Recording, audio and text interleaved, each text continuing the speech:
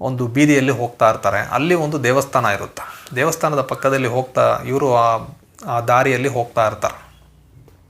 ಆಗ ಆ ದೇವಸ್ಥಾನದಲ್ಲಿ ಇದ್ದಂತಹ ದೇವರ ಮೂರ್ತಿ ಏನಿದೆ, ಆ ದೇವರ ಮೂರ್ತಿ ತಿರುಮಲಸೈ ಆಳ್ವಾರ್ ಅವರು ಯಾವ ಒಂದು ದಿಕ್ಕಿನಲ್ಲಿ ಹೋಗ್ತಾ ಇದ್ದಾರೋ ಆ ದಿಕ್ಕಿನ ಕಡೆಗೆ ಅದು ತಿರುಗುತ್ತಂತೆ. ಇದನ್ನು ಆ ಒಂದು ದೇವಾಲಯದ ವೇದಶಾಲೆಯಲ್ಲಿದ್ದಂತಹ ಕೆಲವರೆಲ್ಲ ನೋಡ್ತಾರೆ. ಅವ್ರಿಗೆ ತುಂಬ ಆಶ್ಚರ್ಯ, ಏನಾಗ್ತಾ ಇದೆ ಅಂತ. ಈ ವಿಷಯ ಆ ಊರಿನಲ್ಲಿರುವಂತಹ ಒಬ್ಬರು ಪಂಡಿತರು, ಅವರ ಹೆಸರು ಪೆರುಂಪುಳಿಯೂರು ಅಡಿಗಳಾರ್ ಅಂತ. ಈ ಹಳ್ಳಿ ಏನಿದೆ ಅದರ ಹೆಸರು ಪೆರುಂಪುಳಿಯೂರು ಅಂತ. ಈ ಪೆರುಂಪುಳಿಯೂರು ಅಡಿಗಳಾರ್ಗೆ ವಿಷಯ ಗೊತ್ತಾದಾಗ ಇವ್ರು ಏನು ಮಾಡ್ತಾರಂದರೆ, ಅವರು ನಡೆಸುತ್ತಿರುವಂತಹ ಒಂದು ಯಾಗ, ಅದಕ್ಕೆ ತಿರುಮಲಸೈ ಆಳ್ವಾರ್ ಅವ್ರನ್ನ ಅವರು ಕರೆಸ್ತಾರೆ.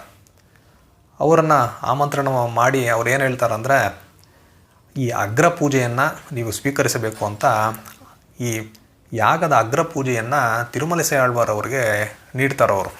ಆಗ ಅಲ್ಲಿದ್ದಂತಹ ಕೆಲವು ಪಂಡಿತರು, ಕೆಲವು ಈ ವೇದವನ್ನು ಹೇಳೋರೆಲ್ಲ ಏನು ಮಾಡ್ತಾರಂದರೆ ಅದಕ್ಕೆ ವಿರೋಧವನ್ನು ವ್ಯಕ್ತಪಡಿಸ್ತಾರೆ. ಅವ್ರು ಏನು ಹೇಳ್ತಾರಂದರೆ, ಇವ್ರು ಯಾರು ಏನು ಅಂತ ಗೊತ್ತಿಲ್ಲ, ಇವ್ರನ್ನ ತೊಗೊಂಬಂದು ನೀವು ಈ ಯಾಗದಲ್ಲಿ ಅಗ್ರ ಪೂಜೆಯನ್ನು ನೀಡ್ತಾ ಇದ್ದೀರಲ್ಲ, ಇದನ್ನು ನಾವು ಒಪ್ಪೋದಿಲ್ಲ ಅಂತ ಹೇಳ್ತಾರೆ. ಆಗ ಪೆರುಂಪುಳಿಯೂರು ಅಡಿಗಳಾರ್ ಅವರು ತುಂಬ ಬೇಸರ ಪಟ್ಕೊಂಡು ತಿರುಮಲಸೈ ಆಳ್ವಾರ್ ಅವ್ರ ಹತ್ರ ಬಂದು ಹೇಳ್ತಾರೆ, ಇವರೆಲ್ಲ ಏನೋ ಗೊತ್ತಿಲ್ಲದೆ ಮಾತಾಡ್ತಾ ಇದ್ದಾರೆ, ದಯವಿಟ್ಟು ನೀವು ಬೇಸರ ಮಾಡ್ಕೊಬಾರ್ದು, ಏನೋ ಅಜ್ಞಾನದಲ್ಲಿ ಹೇಳಿಬಿಟ್ರು, ನಿಮ್ಮ ಮಹಿಮೆ ಏನು ಅನ್ನೋದನ್ನು ನೀವು ಇವರಿಗೆ ತೋರಿಸ್ಕೊಡ್ಬೇಕು, ಇದು ನನ್ನ ಒಂದು ವಿನಂತಿ ಅಂತ ಕೇಳ್ಕೊಳ್ತಾರೆ. ಆಗ ತಿರುಮಲಸೈ ಆಳ್ವಾರ್ ಅವರು ದೇವರನ್ನು ಕುರಿತು ಒಂದು ಪ್ರಾಶುರವನ್ನು ಹಾಡ್ತಾರೆ. ಅದು ಈ ರೀತಿ ಶುರುವಾಗುತ್ತೆ, ಅಕ್ಕರಂಗಳ್ ಎನ್ರು ಅಂತ ಶುರುವಾಗುತ್ತೆ. ಆ ಪದ್ಯದಲ್ಲಿ ಅವರು ಏನು ಹೇಳ್ತಾರಂದರೆ, ಅವರು ದೇವ್ರ ಹತ್ರ ಕೇಳ್ಕೊಳ್ತಾರೆ, ಇವರೆಲ್ಲ ಈ ರೀತಿ ಹೇಳ್ತಾ ಇದ್ದಾರೆ, ಇವರ ಬಾಯನ್ನು ನೀನು ಮುಚ್ಚಿಸಬೇಕು ಅಂದರೆ ನನ್ನ ಒಳಗಿರುವ ನೀನು ಹೊರಗಡೆ ಬಂದು ಇವರಿಗೆ ದರ್ಶನವನ್ನು ನೀಡಬೇಕು ಅಂತ ಅವರು ದೇವರಲ್ಲಿ ಕೇಳ್ಕೊಳ್ತಾರೆ. ಆಗ ಒಂದು ಪವಾಡ ನಡೆಯುತ್ತೆ.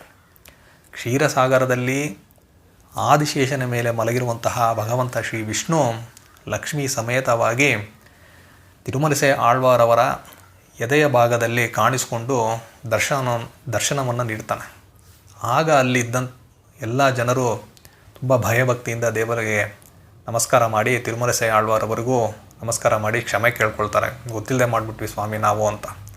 ಆಮೇಲೆ ಅವರು ತಿರುಮಲಸೈ ಆಳ್ವಾರ್ ಅವ್ರನ್ನ ಒಂದು ಪಲ್ಲಕ್ಕಿಯಲ್ಲಿ ಕೂರಿಸಿ ಇಡೀ ಊರಿನಲ್ಲೆಲ್ಲ ಮೆರವಣಿಗೆ ಮಾಡಿಸಿದ್ರು ಅಂತ ಹೇಳಲಾಗ್ತಾ ಇದೆ.